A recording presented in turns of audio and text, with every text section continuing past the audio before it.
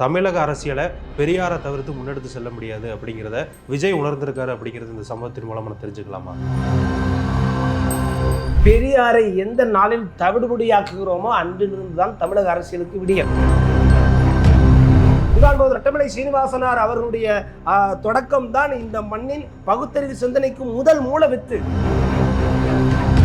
வரையறுக்கான கட்சி என்று சொன்னால் அது திமுக தான் என்று இருந்தது. ஆட்சி அதிகாரத்திற்கு நேராக நகருவதற்காக நாம் பாஜகவை முன்னிறுத்துகிறோம். வெளிப்படையாகவே திருமாவளவன் என்ன சொல்லுகிறார்? நாம் காலத்திற்கும் திராவிடத்திற்கு அடிமையாகத்தான் இருக்க வேண்டும் என்று அவர் வெளிப்படையாக நகர்ந்து கொண்டிருக்கிறார். அவர் அப்படித்தான் இருந்து வருகிறார். இப்ப கூட ஆட்சியில பங்கு கேட்டிருக்காரு. அவருடைய முகத்தில் ஒரு அச்சம், நடுக்கம், பயம், இவையெல்லாம் ஐயோ நான் பதிவிடவே இல்லை என்னுடைய அட்மின் என்கிறார். வரையர்கள் பாஜகவை ஆதரிக்க வேண்டும் அடங்க மறு என்று சொன்ன சிறுத்தையை அடக்கிவிட்டார். யார் சார் அடக்கியிருக்கார்? திராவிடம் அடக்கி இருக்கிறது. திராவிட கட்சிகள் அடக்கிட்டாங்க. திமுக அடக்கி இருக்கிறது. காசு வாங்கி கொண்டு பகல் ஒன்று பேசுவார், இரவு ஒன்று பேசுவார் என்று அந்த சொல் வைகோ பக்கம் இருந்தது. இப்பொழுது அது அப்படியே மாறி அவர் வயதான காரணத்தினால் அந்த பொறுப்பை திருமாவளவன் ஏற்றிருக்கிறார் போல தெரிகிறது.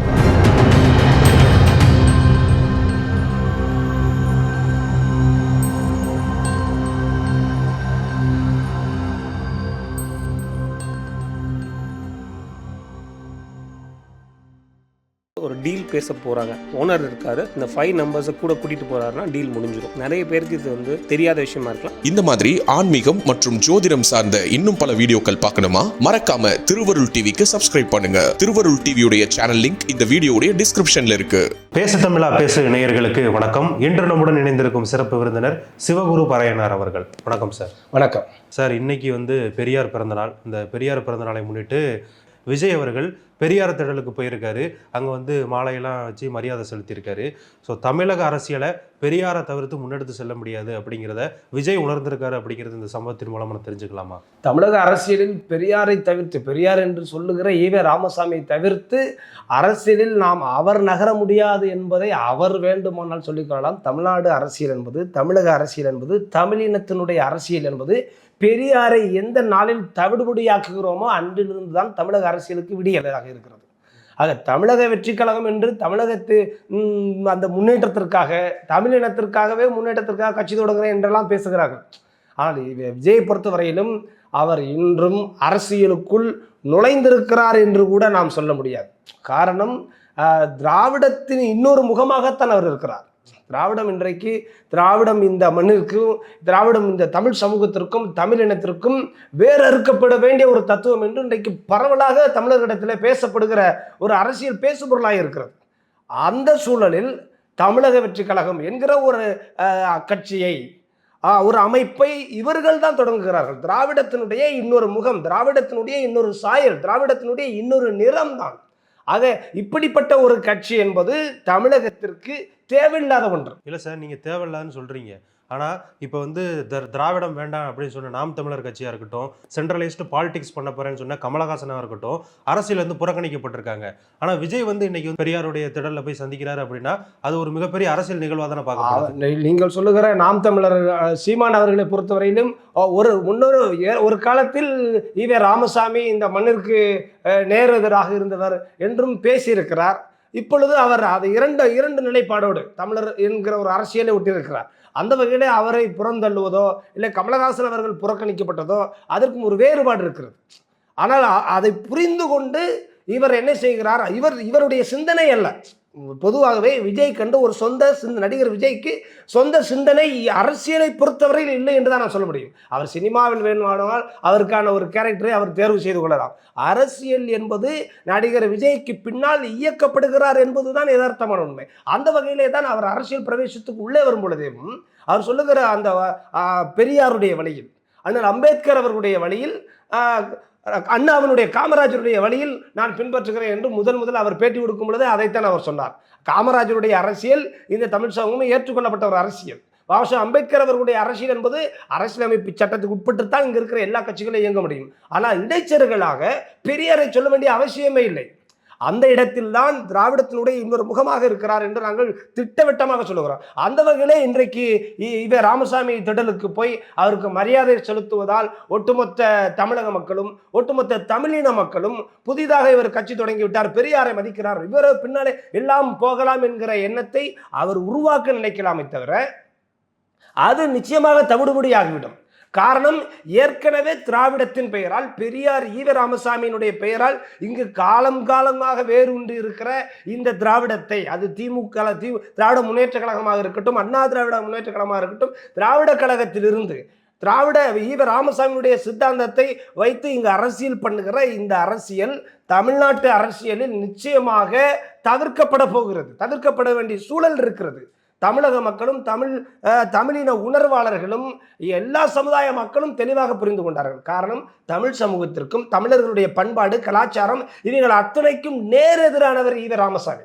ஆக அவரை பின்பற்றி தான் மாலை அணிவித்து மரியாதை செலுத்தி அந்த இடத்தில் போய் தமிழக வெற்றி கழகத்தை இவர் தொடங்குவார் என்றால், தொடங்கும் பொழுதே இவராகவே அதற்கு மூடு விழாவும் நடத்துகிறார் என்றுதான் நாம் எடுத்துக்கொள்ள முடியும். சரி, இன்றைக்கு ஈவே ராமசாமி திடலுக்கு மாலை அணிவிக்க சென்ற இதே நடிகர் விஜய் நாளைய தினம் ரெட்டமலை சீனிவாசனாருடைய நினைவு நாள் வருகிறது. திவான் பகதூர் ரெட்டமலை சீனிவாசனார் அவர்களுடைய தொடக்கம் தான் இந்த மண்ணின் பகுத்தறிவு சிந்தனைக்கு முதல் மூல வித்து திவான் பகதூர் ரெட்டமலை சீனிவாசனார் அவர்கள், பண்டித அயோத்திதாச பண்டிதர் அவர்கள். ஆக இதே விஜய் பறையர் சமூகத்தவர்களையும் பட்டியல் சமுதாயத்தை ஒட்டுமொத்த தமிழர்களையும் ஒருங்கிணைத்து நான் புதிதாக கட்சி தொடங்குகிறேன் என்று சொல்கிற விஜய் நாளைய தினம் ரெட்டமலை சீனிவாசனாருடைய கல்லறைக்கோ, ஓட்டேரியில் இருக்கிற அவருடைய கல்லறைக்கோ, கிண்டியில் இருக்கிற அவருடைய திருவுருவச் சிலைக்கோ மாலை அணிவிப்பாரா என்றால் இல்லை என்று தான் சொல்ல முடியும். அணிவிப்பார் என்று யாரும் சொல்ல முடியாது. ஆக இவர்களுடைய ஒட்டுமொத்த அரசியல் அப்படி அணிவிச்சா நீங்க அவரோட அரசியலை ஏத்துக்கிடுவீங்களா? நிச்சயம், நான் வெளிப்படையாக சொல்லுகிறேன், அவர் மாலை அணிவித்து மரியாதை செலுத்த மாட்டார் என்பதுதான் காரணம். திராவிடத்தின் பிடியில் இருக்கிறார். இதே ரெட்டமலை சீனிவாசன் அவர்களுக்கு அவருடைய நினைவு நாளுக்கு இன்றைக்கு இருக்கிற முதல்வரோ துணை முதல்வரோ எந்த மந்திரிகளோ நாளை தினம் அந்த இடத்துக்கு வருவார்களா? யார் சார் துணை முதல்வர்? நிச்சயமாக வரமாட்டார். அறிவிக்கப்படாத துணை முதல்வர் திரு உதயநிதி ஸ்டாலின் அவர் இருக்கிறார்.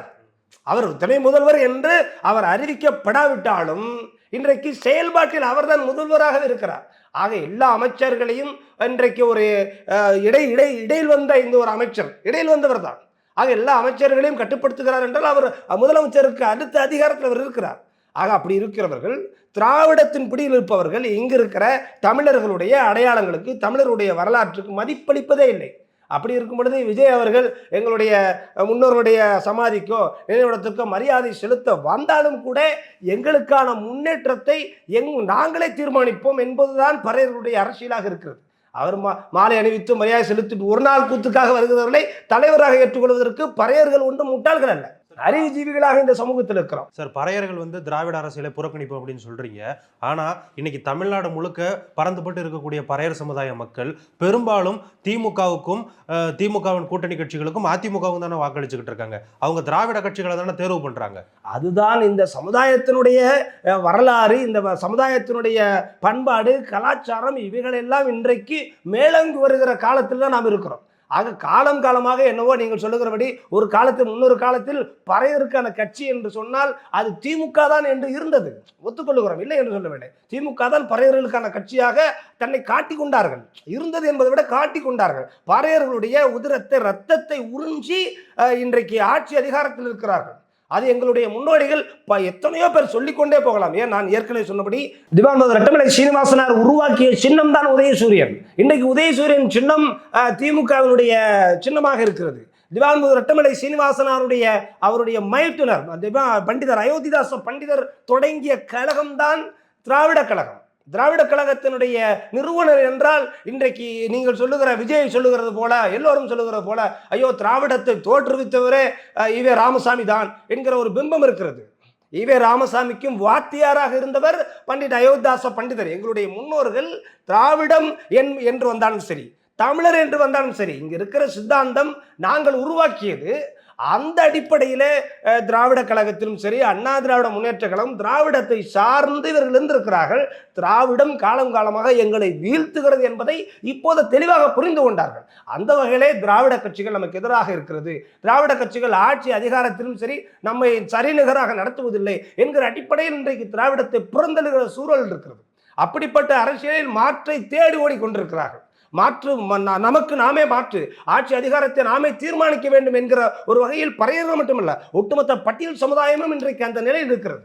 Okay sir. இப்போ தமிழ்நாட்டில் ஆளுங்கட்சியாக இருக்கக்கூடியதும் திராவிட கட்சி தான், எதிர்கட்சியாக இருக்கக்கூடியதும் திராவிட கட்சி தான். இன்னைக்கு இருக்கக்கூடிய பறையர்களுக்கு, அதாவது நீங்கள் வந்து பறையர் சமூக மக்களை தான் குறிப்பிட்டு பேசுகிறீங்க, அவங்க வந்து எந்த கட்சியை வந்து தேர்ந்தெடுக்கணும்னு நீங்கள் சொல்கிறீங்க சார்? நம்மை பொறுத்தவரையிலும் அண்ணல் அம்பேத்கர் அவர்களுடைய வழியில் பாபா அம்பேத்கர் அவர்கள் தேசிய நீரோட்டத்தில் இருந்திருக்கிறார். பாபா அம்பேத்கர் அவர்கள் பட்டியல் சமுதாய மக்கள் ஆட்சி அதிகாரத்திற்கு நேராக வர வேண்டும் என்று அவர் அரசியலமைப்பு சட்டத்தை வகுத்து கொடுத்து எல்லா விதமான வாய்ப்புகளையும் உருவாக்கி இருக்கிறார், இடஒதுக்கீடு உட்பட. ஆக இப்படி அண்ணல் அம்பேத்கர் அவர்களுடைய வழியில ஆட்சி அதிகாரத்திற்கு நேராக நாம் நகர வேண்டும் என்றால் தேசிய நீரோட்டத்தில் இருக்க வேண்டும்.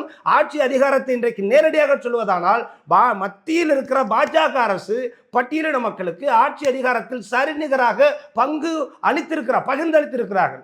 அந்த வகையில காலத்திற்கும் தமிழகத்தில் இருக்கிற நாம் பட்டியல் சமுதாய மக்கள், பறையர் சமுதாய மக்கள் காலத்திற்கும் அண்ணா திமுக இல்லது திமுக, அண்ணா திமுக திமுக என்று மாறி மாறி ஓட்டளித்து விட்டு ஏமாந்து தெருவில் நிற்பதை விட அதிகாரத்தை பகிர்ந்தளிக்கிற பாஜகவோடு நின்று நாம் ஆட்சி அதிகாரத்தை நோக்கி நகர்வது சரியானதாக இருக்கும் என்று நாம் வெளிப்படையாக சொல்லுகிறோம். ஒன்று, ஆட்சி அதிகாரத்திற்கு நேராக நகர்வதற்காக நாம் பாஜகவை முன்னிறுத்துகிறோம் வெளிப்படையாகவே. இன்னொன்று, நம்முடைய கலாச்சாரம், நம்முடைய பண்பாடு, நம்முடைய வாழ்வியல், வரலாறு இவைகள் எல்லாமே இந்து மதத்தில் இருக்கிறது. ஆக மத ரீதியாக நாம் எடுத்துக்கொண்டாலும் சரி, ஆக அரசியல் ரீதியாக எடுத்துக்கொண்டாலும் சரி, பண்பாடும் நாம் சார்ந்த அரசியலாக இருக்கிறது. ஆக ஆன்மீகம், பண்பாடு, கலாச்சாரம் இவைகள் சார்ந்த அரசியலோடு பாஜக ஒத்திருக்கிறது. ஆக நம்முடைய பண்பாட்டை நோக்கியும் நாம் நகர வேண்டும், அரசியல் அதிகாரத்தை நோக்கி நகர வேண்டும். இப்படி இந்த இரண்டிற்கும் நீங்கள் சொல்லுகிற அண்ணா திமுக திமுக ஆரம்பத்திலிருந்து எதிராகத்தான் இருக்கிறது. ஆரம்பத்தில் இருந்த நான் சொன்னேன் திராவிட கழகத்தை தோற்றுவித்தவர் பண்டிதர் அயோத்திதாச பண்டிதர் என்று. அயோத்திதாச பண்டிதர் வைணவ பாரம்பரியத்திலிருந்து வந்தவர். வைணவ பாரம்பரியத்தில் வந்து மறுமலர்ச்சியாக அவர் பௌத்தத்தை பரப்பி இருக்கிறார். தென்னிந்தியா முழுவதிலும் பௌத்த பிக்குவாக அவர் வாழ்ந்திருக்கிறார்.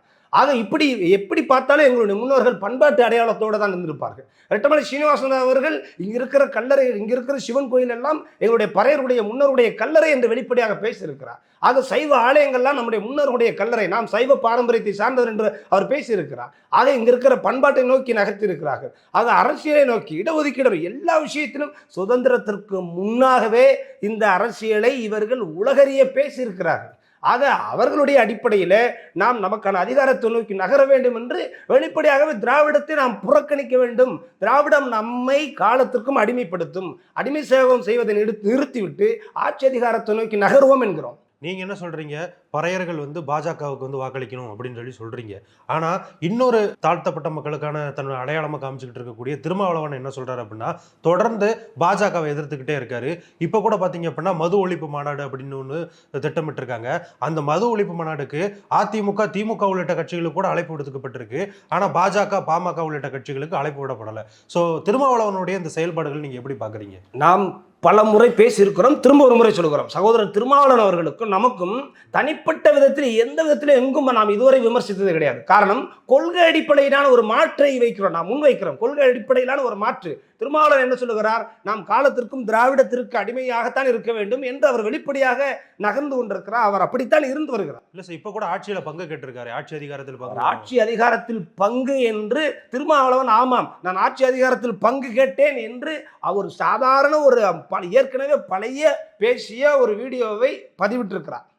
அந்த உண்மையாகவே ஆட்சி அதிகாரத்தில் பங்கு வேண்டும் என்று அவர் நகர்த்தி இந்த அரசியலை நாம் கொள்கை அடிப்படையில் எப்படி பார்த்தாலும் இந்த ஆட்சி அதிகாரத்தை நோக்கி நகர்கிற இந்த அரசியலை வரவேற்கிறோம், நாம் அவரை பாராட்டுகிறோம். ஆனால் அதே ஒரு நிமிடம், ஒரு செகண்ட் திரும்ப அவர் என்ன செய்கிறார், உடனடியாக அதை அழைத்து விடுகிறார்கள். திரும்பவும் ஒரு முறை போட்டு அவர் வீடியோ நம்முடைய பத்திரிகையாளர் ஊடக நண்பர்கள் கேட்கும் பொழுது அவர் உண்மையாக அவருடைய முகத்தில் எப்பொழுதும் திருமாவளவனை பொறுத்தவரைக்கும் முகத்தில் ஒரு கம்பீரம், ஒரு தைரியம் இவையெல்லாம் இருந்தாலும் ஊடக நண்பர்கள் கேட்கும் பொழுது பதறுகிறார். அவருடைய முகத்தில் ஒரு அச்சம், நடுக்கம், பயம் இவையெல்லாம். ஐயோ நான் பதிவிடவே இல்லை, என்னுடைய அட்மின் என்கிறார். ஆமாம் நான் ஆட்சி அதிகாரத்தில் பங்கு கேட்டேன், நான் தான் பதிவிட்டேன், எனக்கு அச்சுறுத்தல் வந்தது, அதற்கு பின்பு அழைத்தேன் என்று வெளிப்படையாக பேசுவதற்கான அவர் அந்த தைரியத்தை இழந்து விட்டார். ஆக ஒரு பக்கம் தைரியத்தை இழந்து விட்டார் என்று சொன்னாலும் இன்னொரு பக்கம் இருக்கிற அந்த நெருக்கடி இருக்கிறது. அதை நாம் வெளிப்படையாகவே பேச விரும்புகிறோம். என்ன நெருக்கடி? நெருக்கடி பட்டியல் சமுதாயத்திலிருந்து ஒரு தலைவர், ஒரு பொது சமூக தலைவராக வளர்ந்து வருவதற்கு இந்த திராவிடம் துளியளவும் சம்மதிக்காது. அதை சகோதரர் திருமாவளவன் அவருடைய இந்த நகர்விலே நாம் பார்க்க முடியும். ஆட்சி அதிகாரத்தில் பங்கு கேட்கிற அளவிற்கு இவர்கள் துணிந்து விட்டார்களா? பொது தொகுதியில் உங்களுக்கு நான் சீட்டு வழங்கவில்லை, நீங்கள் பொது தொகுதிக்கு ஆசைப்படலாமா என்று நான் சொல்லவில்லை, சகோதரர் வன்னியரசு சொல்லியிருக்கிறார். கலைஞர் சொன்னதாக கருணாநிதி எங்களை நீங்களெல்லாம் பொது தொகுதிக்கு ஆசைப்படலாமா, நீங்கள் தனித்தொகுதிக்கு போக வேண்டும் என்று கருணாநிதி எங்களை சொன்னார் என்று அவர் வேதனோடு பதிவு செய்தார். ஆக பொது தொகுதியை தனித்தொகுதியை தாண்டி நாங்கள் பொது தொகுதிக்கும் ஆசைப்படக்கூடாது, நாங்கள் ஓட்டு வங்கியாக தான் இருக்க வேண்டும். ஆனால் ஆட்சி அதிகாரத்தில் பங்கு என்று ஒரு வார்த்தை பேசினாலும் கூட அங்கு அவர் மிரட்டப்பட்டிருக்கிறார் என்பதுதான் யதார்த்தமான உண்மை. மிரட்டப்படவில்லை, ஆனால் அந்த வீடியோ அப்படியே அந்த சமூக வலைத்தளத்தில் இருந்திருக்க வேண்டும். ஆக திருமாவளவன் என்பது ஒரு சாதாரண சக்தியாகவும் நான் சொல்லிவிட முடியாது. ஆக மிகப்பெரிய ஒரு அரசியல் தலைவராக வளர்ந்து கொண்டிருந்தாலும் அவர் திராவிடத்திற்கு அடிமையாகத்தான் இருக்க வேண்டும் என்கிற ஒரு நிலை இருக்கிறது. ஆக அவரை கூட நாங்கள் வெளிப்படையாக சகோதரத்துவத்தோடு சொல்லுகிறோம். நம்மை அடிமைப்படுத்துகிற இந்த திராவிடத்தை புறந்தள்ளுவோம். வட இந்தியாவில் இருக்கிற, அதாவது வட மாநிலங்களில் இருக்கிற பட்டியலின தலைவர்களை பாருங்கள். ராம்விலாஸ் பாஸ்வான் அவர்களை திருமாவளவன் தொடர்ந்து சந்திக்கிறார். ராம்விலாஸ் பாஸ்வான் அவர்களுடைய மகனையும் சந்திக்கிறார். சிராக் பாஸ்வான் அவரையும் சந்தித்திருக்கிறார். ஆக இந்த ஒரு பக்கம் மத்திய அமைச்சராக இருக்கிற சமூக நீதித்துறை அமைச்சராக இருக்கிற ராம்தாஸ் அத்வாலே அவர்களையும் சந்திக்கிறார். ஆக அங்க இருக்கிற எல்லா தலைவர்களையும் நீங்க பாருங்கள். ஏன் அவர்களை பார்த்தாவது நீங்கள் பாடம் கற்றுக்கொள்ள வேண்டும் திருமாவளவன் அவர்கள். ஆக அந்த அடிப்படையில் நீங்கள் கொள்கை கோட்பாடு எது வேண்டுமானாலும் இருந்து போகட்டும், அரசியல் ரீதியாக ஆட்சி அதிகாரத்தை சகோதரர் திருமாவளவன் அவர்கள் விரும்பினால் பாஜகவை தவிர வேறு மாற்று இல்லை. அது சகோதரர் திருமாவளவன் அவர்களுக்கு மட்டுமல்ல, பட்டியல் சமுதாயம் இன்றைக்கு அரசியல் ரீதி அதை அதிமுகவில் இருக்கிற செல்லூர் ராஜ் பேசியிருக்கிறார், நீங்கள் பார்க்க முடியும். ஆட்சி அதிகாரத்தில் பங்கு என்பதெல்லாம் இங்கு அதிமுக திமுகவில் அப்படி ஒரு நிலையே இல்லை. செல்லூர் ராஜ் அதிமுகவை சார்ந்தவர். ஆக அவர் திமுகவினிடத்திலே ஆட்சி அதிகாரத்தை பங்கை திருமாவளவன் கேட்கிறார். ஜெயக்குமாரும் அதே கருத்து. அதற்கு இவர்கள் பேச வேண்டிய அவசியமே இல்லை. ஆனால் இவர்கள் தானாக முன் வந்து பேசுகிறார்கள். ஆட்சி அதிகாரத்தில் பங்கு இதெல்லாம் திமுக அதிமுக இந்த தமிழக மண்ணில் திராவிடத்தில் அது சரிப்படாது என்று வெளிப்படையாக பேசுகிறார்கள். அதன் அவர்கள் சரிப்படாது என்கிற அரசியலை நாம் ஏன் காலத்துக்கு சுமந்து கொள்ள வேண்டும்? ஆட்சி அதிகாரத்தில் பங்கு பாஜக நினைத்தால் நாம் பறையர் பேர் இயக்கம் பறையர்கள் பாஜகவை ஆதரிக்க வேண்டும் என்கிற வெளிப்படையான பகிரங்க கருத்து சொல்வதற்கான காரணத்தை முன்வைக்கிறது. ஆனால் அம்பேத்கர் வழியில் தேசியத்தை பின்பற்ற வேண்டும் நாம் சொல்லவில்லை. ஆனாலும் பாஜக தமிழகத்தில் ஆட்சி ஆண்டால் பட்டியல் சமுதாயத்தில் ஒருவரை முதல்வராக அவர்கள் நிறுத்துவதற்கான வாய்ப்பு இருக்கிறது. அவர்களால் முடியும். ஆக முடியும் என்பவரிடத்திலே நாம் செல்ல வேண்டும்.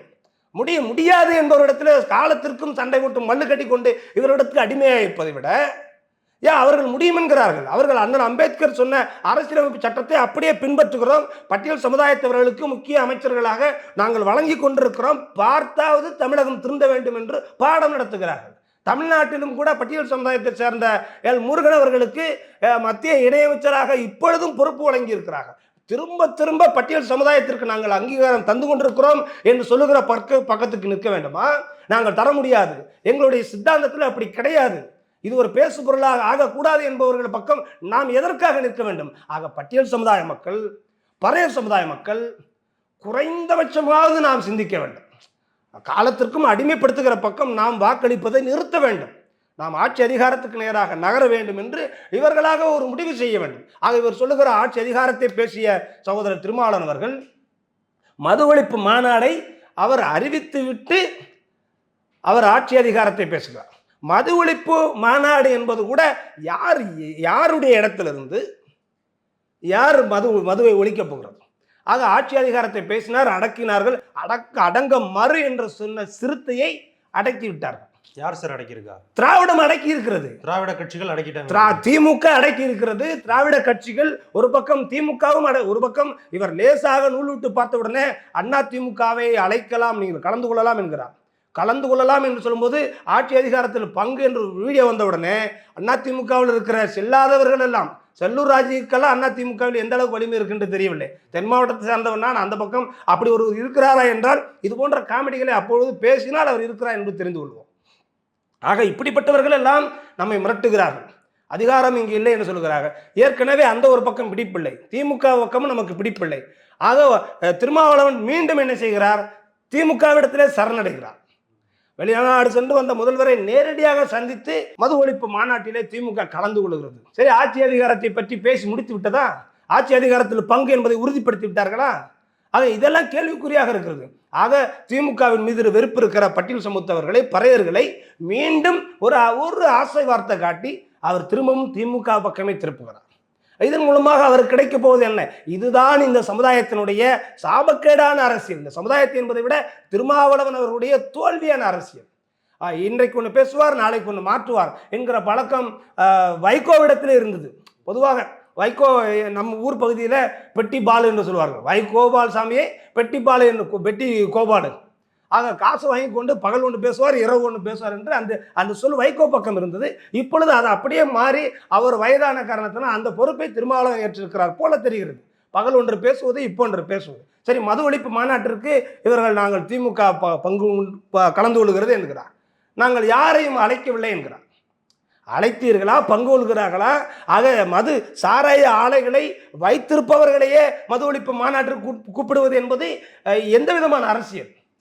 ஆக திருமாவளவனுடைய இந்த தோல்வியான அரசியல் என்பது அவர் பட்டியல் சமுதாயத்தை வெற்று காலத்திற்கும் இனியும் அரசியல் பிழைப்பு நடத்த முடியாது என்பதற்கு அவருடைய இந்த சர்க்கிள், அவருடைய இந்த மாறுதலான இந்த பேச்சு, அவருடைய இந்த நடைமுறைகள் என்பது தெளிவாக காட்டுகிறது.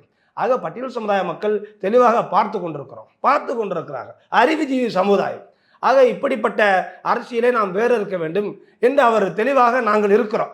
ஒரு பக்கம் திமுக, திராவிடம், ஈவ ராமசாமி சொன்னதை சொல்லுகிறேன்.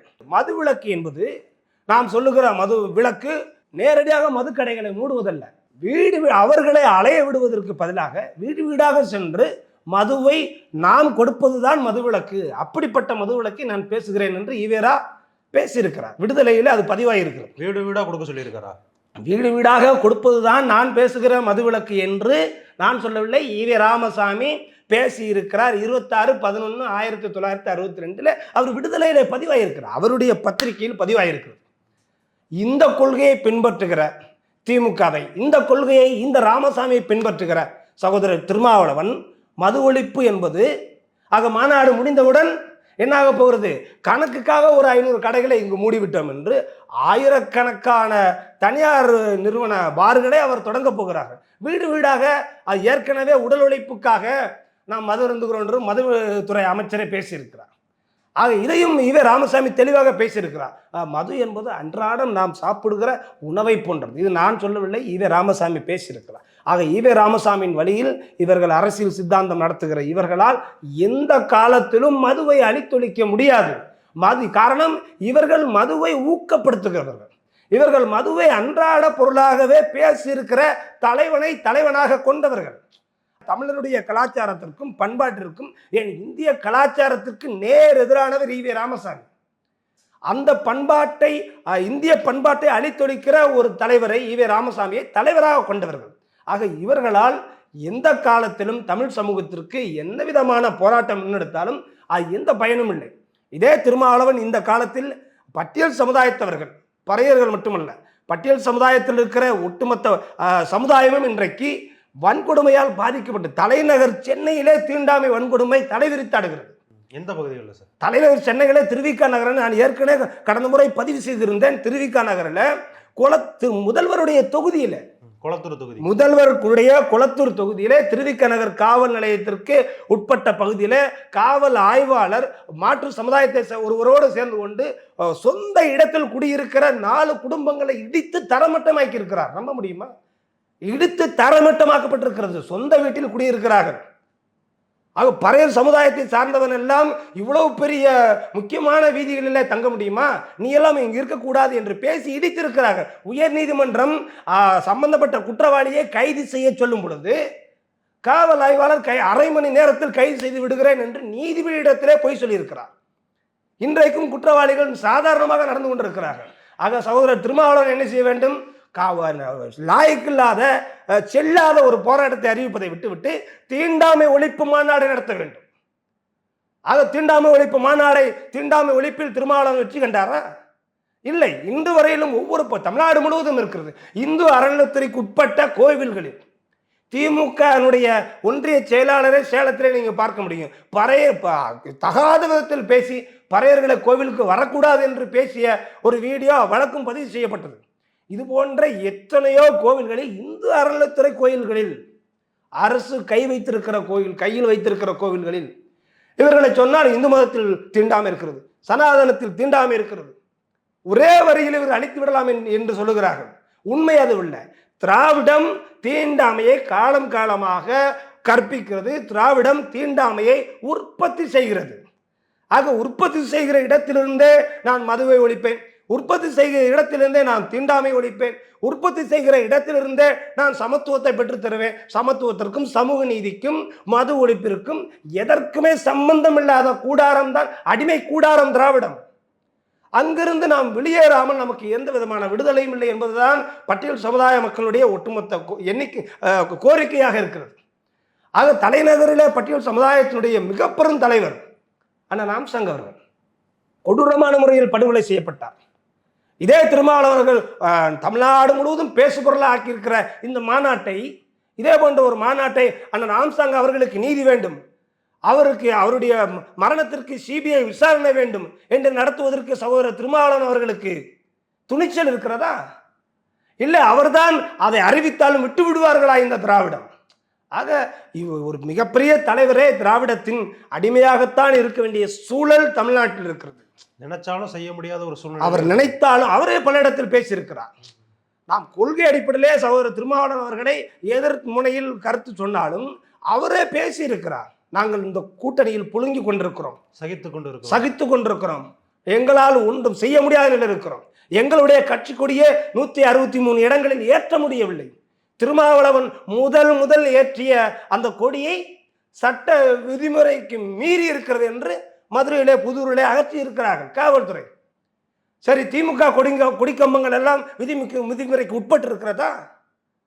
இதை நாம் கேட்டாலும் அவர்கள் சொந்த கட்சி விடுதலை சிறுத்தைகள் கூட்டணியில் இருந்தாலும் கேட்க முடியாத இடத்தில் இருக்கிறார்கள். அதுதான் திராவிடத்தினுடைய அடிமைத்தனம்.